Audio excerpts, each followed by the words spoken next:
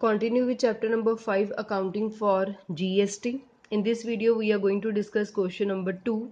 Journalize the following transaction in the books of Arvind Kumar assuming all the transactions have occurred within the state of Delhi, charging 9% CGST and 9% SGST.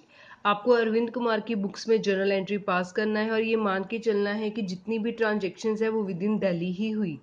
ठीक है, with in Delhi हुई मतलब ये intra state transactions है। जब with in the state होता है, buyer और सेलर एक ही स्टेट से बिलोंग करते हैं, तब हम CGST और SGST चार्ज करते हैं, जैसे हमने पहले भी सीखा हुआ है। So let us start.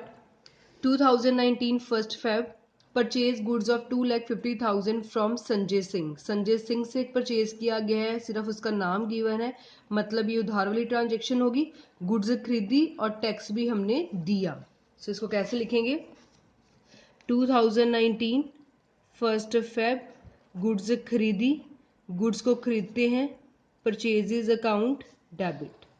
Tax दिया, जब टैक्स दिया जाता है input CGST account debit, input SGST account debit to Sanjay Singh, because सिर्फ नाम गिवन था। Narration being goods purchased, input CGST and SGST at the rate 9% each। Clear? Goods हमने खरीदी 2,50,000 की। CGST SGST का रेट आपको गिवन है 9%। सो 2,50,000 के ऊपर 9% कैलकुलेट किया, 22,500। 22,500 दोनों का रेट सेम है, प्लस किया तो ये आपके पास आ गया 2,95,000।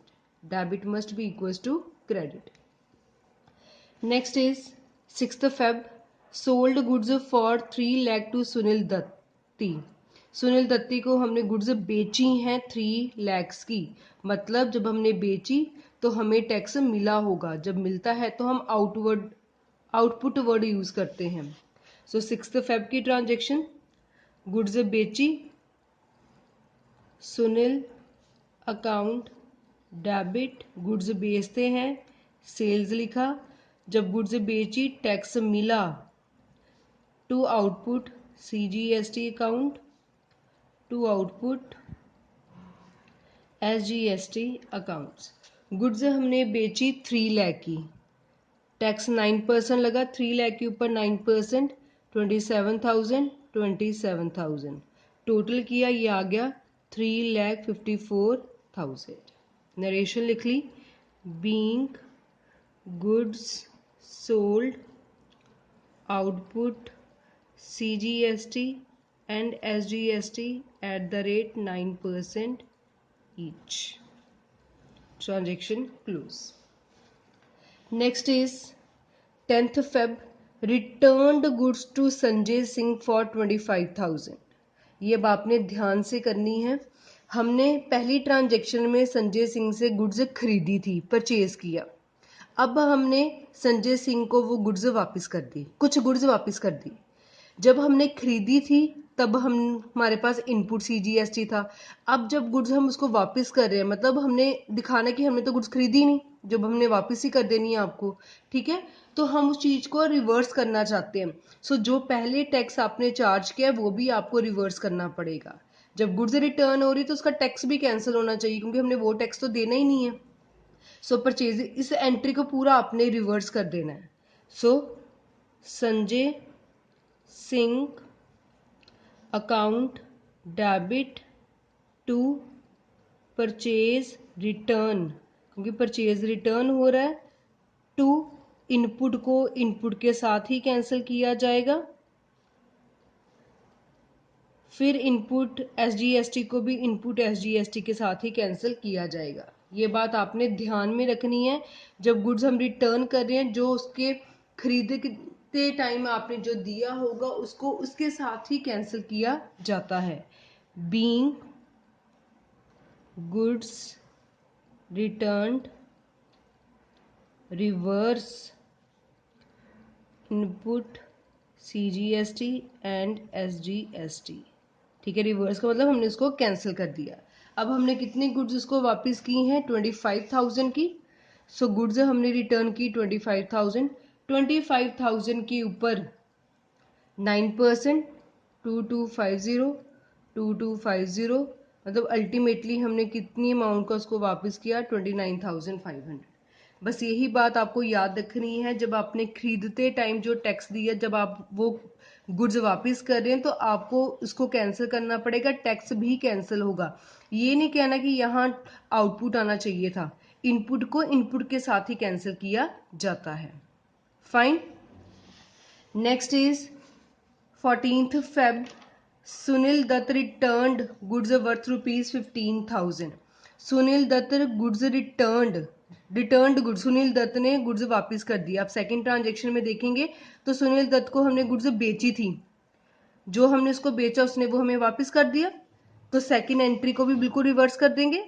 ठीक है, अब एंट्री क्या बनेगी? बिकी हुई गुड्स वापस आई, तो सेल्स रिटर्न अकाउंट डेबिट। अब आउटपुट को आउटपुट के साथ ही कैंसिल किया जाएगा। सो पहले आउटपुट क्रेडिट था, अब आउटपुट क्या कर देंगे? Debit. To output CGST account, output SGST account to Sunil. ठीक है, उसने हमें गुड्स वापस की 15,000 की। 15,000 के ऊपर 9%, 1350, 1350, 17700। ठीक है, टोटल उसने हमें 17,700 की गुड्स वापस की। Being sales return reverse charge output CGST and SGST। ठीक है, the transaction was of 14th Feb and this transaction was of 10th Feb। लगी बात समझ? रिटर्न के पॉइंट ऑफ व्यू से ये हमने क्वेश्चन सिलेक्ट किया है। इनपुट का परचेजेस का जब आपने कैंसिल करना है तो उसको ही आपने रिवर्स कर देना है, बस परचेज के साथ रिटर्न लगा देना है, क्योंकि इनपुट इनपुट के साथ कैंसिल होगा। जब आपने गुड्स बेची तब हमने टैक्स कलेक्ट किया, जो हमारे लिए for the time being income बन गई। अब आपको सेल्स रिटर्न होगी है तो इसी एंट्री को आपने रिवर्स करना है, बस सेल के साथ रिटर्न वर्ड लगा देना, आउटपुट आउटपुट के साथ ही क्या होगा? कैंसिल होगा। Fine. Moving to next transaction is goods destroyed by rain rupees 20,000। Goods destroy होगी रेन के कारण 20,000 की। मतलब कौन सी गुड्स डिस्ट्रॉय हुई? जो हमने खरीदी थी। जब हमने गुड्स खरीदी थी तब उसके ऊपर हमने इनपुट टैक्स पे किया था। अब वो गुड्स खराब हो गई हैं, जो टैक्स था वो भी हमें क्या करना पड़ेगा? कैंसिल, बिकॉज वो गुड्स हम आगे अब नहीं बेच सकते।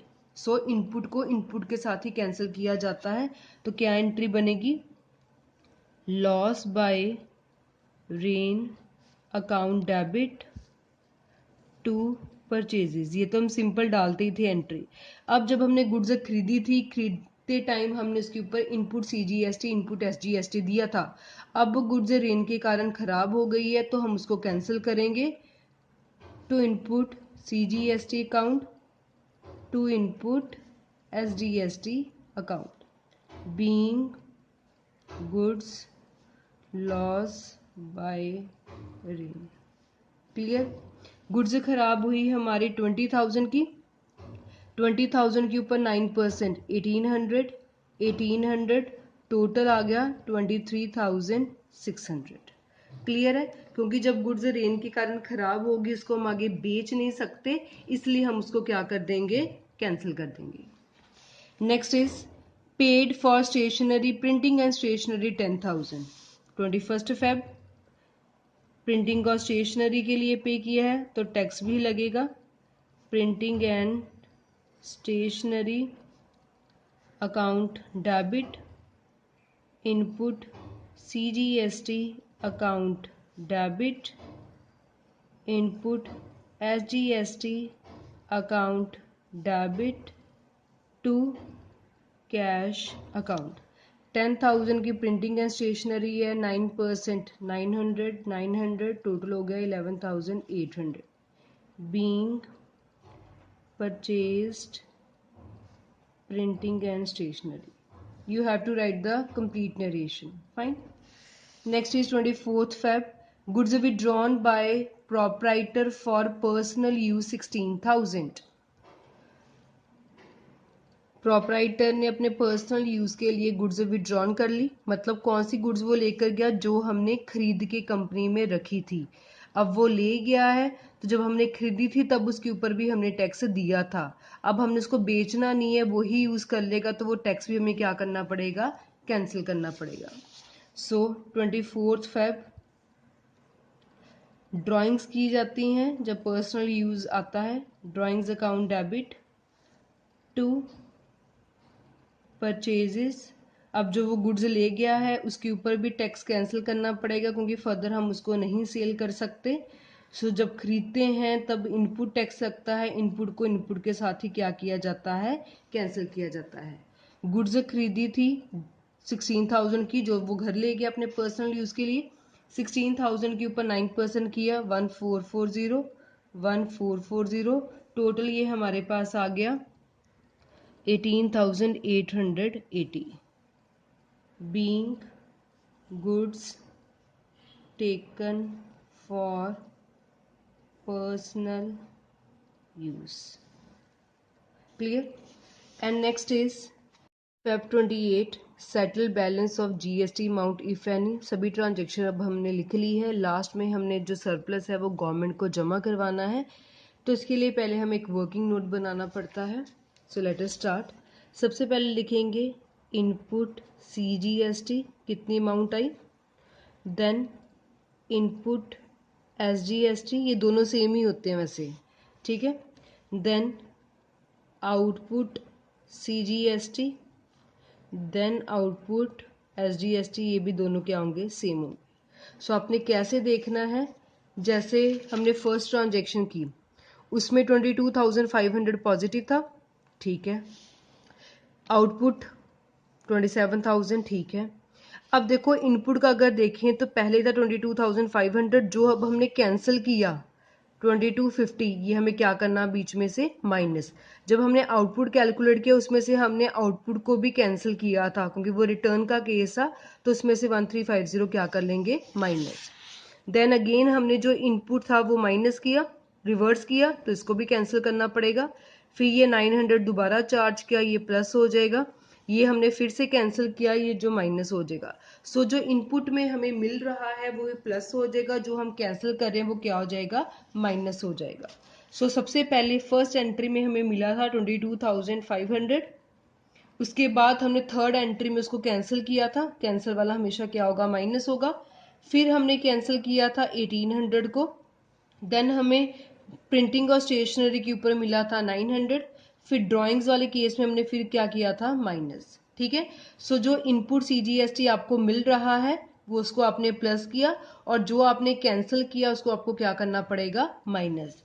तो ये हमारे पास आ गया 17,910, ये भी बिल्कुल सेम आएगा 17,910। आउटपुट की बात करें तो आउटपुट हमें पहले मिला था 27,000, उसमें से हमने एक एंट्री सेल्स रिटर्न की डाली, जिसमें 1350 हमें क्या करना पड़ा था, रिवर्स। रिवर्स को हम क्या कर देंगे, माइनस, और ये आपके पास आ जाएगा 25,650, ठीक है। आउटपुट SGST भी सेम आ जाएगा 25,650। आप ट्रांजेक्शन्स को एक एक करके देख भी सकते हैं। अब लास्ट में हमने नेट वैल्यू निकालनी होती है, नेट CGST, नेट SGST।